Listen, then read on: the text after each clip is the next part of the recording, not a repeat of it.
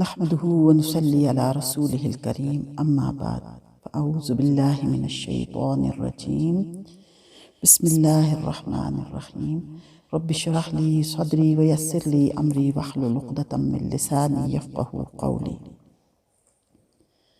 انما يستجيب الذين يسمعون بات تو وہی مانیں گے جو سنتے سمجھتے ہیں والموتى يبعثهم الله ثم إليه يرجعون رہے یہ مردے تو اللہ ان کو اٹھائے گا پھر یہ اسی کی طرف لوٹائے جائیں گے۔ عزیز بزرگوں، ساتھیوں اور بچوں، السلام علیکم ورحمۃ اللہ وبرکاتہ۔ آیت مبارکہ میں بتایا جا رہا ہے کہ سننے والوں سے مراد وہ لوگ ہیں جن کے ضمیر زندہ ہیں، جنہوں نے اپنی عقل اور فکر کو معطل نہیں کر دیا ہے، جنہوں نے اپنے دل کے دروازوں پر تعصب کے تالے نہیں چڑھا دیے ہیں۔ ان کے مقابلہ میں مردہ وہ لوگ ہیں جو لکیر کے فقیر بنے اندھوں کی طرح چلے جا رہے ہیں اور اس لکیر سے ہٹ کر کوئی بات قبول کرنے کے لیے تیار ہی نہیں ہیں، خواہ وہ صریح حق ہی کیوں نہ ہو۔ وَقَالُوا لَوْلَا نُزِّلَ عَلَيْهِ آيَةٌ مِّن رَّبِّهِ اور یہ کہتے ہیں اس پر اس کے رب کی طرف سے کوئی نشانی کیوں نہیں اتاری گئی۔ قُلْ إِنَّ اللَّهَ قَادِرٌ عَلَىٰ أَن يُنَزِّلَ آيَةً وَلَٰكِنَّ أَكْثَرَهُمْ لَا يَعْلَمُونَ ان سے کہہ دو کہ بے شک اللہ اس بات پر قادر ہے کہ کوئی نشانی اتار دے، لیکن اکثر لوگ نہیں جانتے۔ نشانی سے مراد محسوس معجزہ ہے۔ اللہ سبحانہ وتعالیٰ کے اس ارشاد کا مطلب یہ ہے کہ معجزہ نہ دکھائے جانے کی وجہ یہ نہیں ہے کہ ہم اس کو دکھانے سے عاجز ہیں، بلکہ اس کی وجہ کچھ اور ہے جسے یہ لوگ صرف اپنی نادانی سے نہیں سمجھتے۔ یعنی ایسا معجزہ جو ان کو ایمان لانے پر مجبور کر دے، جیسے ان کی آنکھوں کے سامنے فرشتہ اترے یا پہاڑ ان پر اٹھا کر بلند کر دیا جائے، جس طرح بنی اسرائیل پر کیا گیا۔ فرمایا اللہ سبحانہ وتعالیٰ تو یقیناً ایسا کر سکتا ہے، لیکن اس نے ایسا اس لیے نہیں کیا کہ پھر انسانوں کے امتحان کا مسئلہ ختم ہو جاتا۔ اس کے علاوہ ان کے مطالبے پر اگر کوئی معجزہ دکھلایا جاتا اور پھر بھی وہ ایمان نہ لاتے تو پھر فوراً انہیں اسی دنیا ہی میں سخت سزا دے دی جاتی، کیونکہ گویا اللہ کی اس حکمت میں بھی انہیں کا دنیاوی فائدہ ہے جو اللہ کے حکم اور مشیت کی حکمت کا ادراک نہیں کر سکتے۔ وَمَا مِن دَابَّةٍ فِي الْأَرْضِ وَلَا طَائِرٍ يَطِيرُ بِجَنَاحَيْهِ اور کوئی جانور نہیں جو زمین پر چلتا ہو، اور کوئی پرندہ نہیں جو فضا میں اپنے دونوں بازوؤں سے اڑتا ہو، إِلَّا أُمَمٌ أَمْثَالُكُمْ مگر یہ سب تمہاری ہی طرح امتیں ہیں۔ مَا فَرَّطْنَا فِي الْكِتَابِ مِن شَيْءٍ ثُمَّ إِلَىٰ رَبِّهِمْ يُحْشَرُونَ اور ہم نے اپنی کتاب میں بھی کوئی کسر نہیں چھوڑی، پھر یہ سب اپنے پروردگار کے حضور اکٹھے کیے جائیں گے۔ کتاب دفتر سے مراد لوح محفوظ ہے، یعنی وہاں پر چیز درج ہے، یا مراد قرآن حکیم ہے جس میں تفصیلاً دین کے ہر معاملے پر روشنی ڈالی گئی ہے، جیسے دوسرے مقام پر فرمایا وَنَزَّلْنَا عَلَيْكَ الْكِتَابَ تِبْيَانًا لِكُلِّ شَيْءٍ وَهُدًى وَرَحْمَةً وَبُشْرَىٰ لِلْمُسْلِمِينَ ہم نے آپ پر ایسی کتاب اتاری ہے جس میں ہر چیز کا بیان ہے، جس طرح تمام انسانوں کو زندہ کر کے ان کا حساب کتاب لیا جائے گا، جانوروں میں اور دیگر تمام مخلوقات کو بھی زندہ کر کے ان کا حساب کتاب ہوگا۔ اس طرح ایک حدیث پاک میں آپ صلی اللہ علیہ وآلہ وسلم نے فرمایا کسی سینگ والی بکری نے اگر بغیر سینگ والی بکری پر کوئی زیادتی کی ہوگی تو قیامت والے دن سینگ والی بکری سے بدلہ لیا جائے گا۔ صحیح مسلم۔ بعض علماء نے حشر سے مراد موت لی ہے اور بعض نے کہا ہے یہاں حشر سے مراد کفار کا حشر ہے۔ حدیث مذکور میں بکری سے بدلہ لیے جانے کا ذکر ہے بطور تمثیل، جس سے مقصد قیامت کے حساب کتاب کی اہمیت عظمت کو واضح کرنا ہے، یا یہ کہ ظالم اور مظلوم کو زندہ کر کے ظالم سے مظلوم کو بدلہ دلایا جائے گا، پھر دونوں معدوم کر دیے جائیں گے۔ فتح القدیر۔ اس کی تائید بعض احادیث مبارکہ سے واضح ہوئی ہے۔ والذین کذبوا بآیاتنا صم وبکم فی الظلمات، اور جنہوں نے ہماری آیات کو جھٹلایا یہ بہرے اور گونگے تاریکیوں میں پڑے ہوئے ہیں۔ من یشاء اللہ یضللہ، اللہ جسے چاہتا ہے گمراہ کر دیتا ہے۔ ومن یشاء یجعلہ علی صراط مستقیم، اور جسے چاہتا ہے سیدھی راہ پر لگا دیتا ہے۔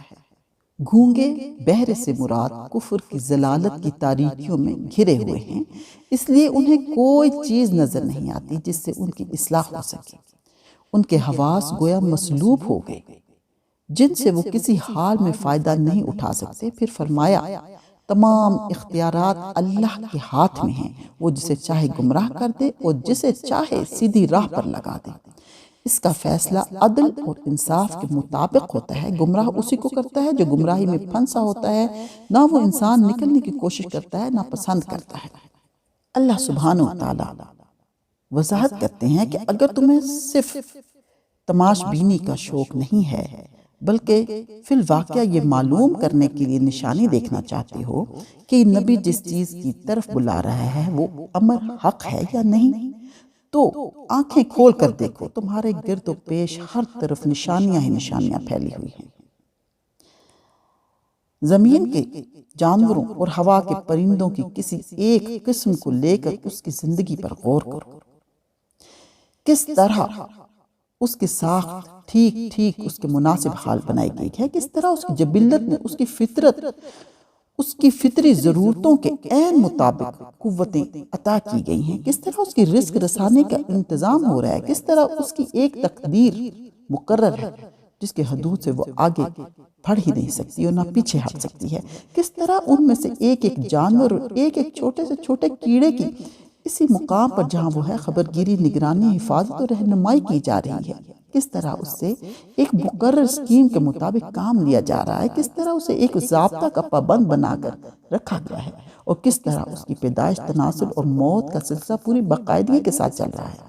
اگر خدا کی بے شمار نشانیوں میں سے صرف اسی ایک نشانی پر غور کرو تو تمہیں معلوم ہو جائے کہ خدا کی توحید اور اس کی صفات کا جو تصور یہ پیغمبر تمہارے سامنے پیش کر رہا ہے، اور اس تصور کے مطابق دنیا میں زندگی بسر کرنے کے لیے جس رویے کی طرف تمہیں دعوت دے رہا ہے وہ عین حق ہے۔ لیکن تم لوگ نہ خود اپنی آنکھیں کھول کر دیکھتے ہو نہ کسی کو سمجھنا چاہتے ہو، جہالت کی تاریکیوں میں پڑے ہوئے ہو اور چاہتے ہو کہ عجائب قدرت کے کرشمے دکھا کر تمہارا دل بہلایا جائے۔ خدا کا بھٹکانا یہ ہے کہ ایک جہالت پسند انسان کو آیات الہی کے مطالعہ کی توفیق ہی نہ بخشی جائے، اور ایک متعصب غیر حقیقت پسند طالب علم اگر آیات الہی کا مشاہدہ کرے بھی تو حقیقت رسی کے نشانات اس کی آنکھ سے اوجھل رہیں اور غلط فہمیوں میں الجھانے والی چیزیں اسے حق سے دور اور دور تر کھینچتی چلی جائیں۔ بخلاف اس کے اللہ کی ہدایت یہ ہے کہ ایک طالب حق کو علم کے ذرائع سے فائدہ اٹھانے کی توفیق بخشی جائے اور اللہ کی آیات میں اسے حقیقت تک پہنچنے کے نشانات ملتے چلے جائیں۔ قُلْ أَرَأَيْتَكُمْ إِنْ أَتَاكُمْ عَذَابُ اللَّهِ أَوْ أَتَتْكُمُ السَّاعَةُ أَغَيْرَ اللَّهِ تَدْعُونَ، کہہ دو بتاؤ اگر تم پر اللہ کا عذاب آ جائے یا قیامت آ دھمکے تو کیا تم اللہ کے سوا کسی اور کو پکارو گے؟ ان کنتم صادقین، اگر تم اپنے دعوے میں سچے ہو۔ بل ایاہ تدعون فیکشف ما تدعون الیہ ان شاء وتنسون ما تشرکون، بلکہ اسی کو پکارو گے تو وہ دور کر دیتا ہے اس مصیبت کو جس کے لیے تم اس کو پکارتے ہو اگر چاہتا ہے، اور جن کو تم شریک ٹھہراتے ہو ان کو بھول جاتے ہو۔ گزشتہ آیت مبارکہ میں ارشاد ہوا تھا کہ تم ایک نشانی کا مطالبہ کرتے ہو، اور حال یہ ہے کہ تمہارے ارد گرد ہر طرف نشانیاں ہی نشانیاں پھیلی ہوئی ہیں۔ اس سلسلہ میں پہلے مثال کے طور پر حیوانات کی زندگی کے مشاہدہ کی طرف توجہ دلائی گئی۔ اس کے بعد اب ایک دوسری نشانی کی طرف اشارہ فرمایا جا رہا ہے جو خود منکرین حق کے اپنے نفس میں موجود ہے۔ جب انسان پر کوئی بڑی آفت آ جاتی ہے یا موت اپنی بھیانک صورت کے ساتھ سامنے آ کھڑی ہوتی ہے، اس وقت ایک خدا کے دامن کے سوا کوئی دوسری پناہ گاہ اسے نظر نہیں آتی۔ بڑے بڑے مشرک ایسے موقع پر اپنے معبودوں کو بھول کر خدا واحد کو پکارنے لگتے ہیں۔ اسی نشانی کو یہاں حق نمائی کے لیے پیش کیا جا رہا ہے، کیونکہ یہ اس بات کی دلیل ہے کہ خدا پرستی اور توحید کی شہادت ہر انسان کے نفس میں موجود ہے، جس پر غفلت و جہالت کے خواہ کتنے ہی پردے ڈال دیے گئے ہوں، مگر پھر بھی کبھی نہ کبھی وہ ابھر کے سامنے آ جاتی ہے۔ ابو جہل کے بیٹے اکرمہ کو اسی نشانی کے مشاہدے سے ایمان کی توفیق نصیب ہوئی۔ جب مکہ معظمہ نبی صلی اللہ علیہ وسلم کے ہاتھ پر فتح ہو گیا تو اکرمہ جدہ کی طرف بھاگے اور ایک کشتی پر سوار ہو کر حبش کی راہ لی۔ راستہ میں سخت طوفان آیا اور کشتی خطرہ میں پڑ گئی۔ اول تو دیویوں اور دیوتاؤں کو پکارا جاتا رہا، مگر جب طوفان کی شدت بڑھی اور مسافروں کو یقین ہو گیا کہ اب کشتی ڈوب جائے گی تو سب کہنے لگے یہ وقت اللہ کے سوا کسی کو پکارنے کا نہیں ہے، وہی چاہے تو ہم بچ سکتے ہیں۔ اس وقت اکرمہ کی آنکھیں کھلی اور ان کے دل نے آواز دی کہ اگر یہاں اللہ کے سوا کوئی مددگار نہیں تو کہیں اور کیوں ہو؟ یہی تو وہ بات ہے جو اللہ کا وہ نیک بندہ ہمیں 20 برس سے سمجھا رہا ہے اور ہم خواہ مخواہ اس سے لڑ رہے ہیں۔ یہ اکرمہ کی زندگی میں فیصلہ کن لمحہ تھا۔ انہوں نے اسی وقت خدا سے عہد کیا کہ اگر میں اس طوفان سے بچ گیا تو سیدھا محمد صلی اللہ علیہ وسلم کے پاس جاؤں گا اور ان کے ہاتھ میں ہاتھ دے دوں گا۔ چنانچہ انہوں نے اپنے اس عہد کو پورا کیا اور بعد میں آ کر نہ صرف مسلمان ہوئے بلکہ اپنی بقیہ عمر اسلام کے لیے جہاد کرتے گزار دی۔ مطلب یہ ہوا کہ توحید انسانی فطرت کی آواز ہے۔ انسان ماحول یا آباء و اجداد کی مشرکانہ عقائد اور اعمال میں مبتلا رہتا ہے اور غیر اللہ کو اپنا حاجت روا مشکل کشا سمجھتا رہتا ہے، لیکن نظر نیاز بھی انہی کے نام نکالتا ہے۔ لیکن جب کسی مصیبت سے دوچار ہوتا ہے تو پھر سب بھول جاتا ہے۔ وہ فطرت ان سب پر غالب آ جاتی ہے اور بے اختیار پھر اسی ذات کو پکارتا ہے جس کو پکارنا چاہیے۔ لوگوں کو چاہیے فطرت پر قائم رہیں۔ توحید کے اختیار کرنے میں اخروی نجات ہے۔ صدق اللہ العظیم۔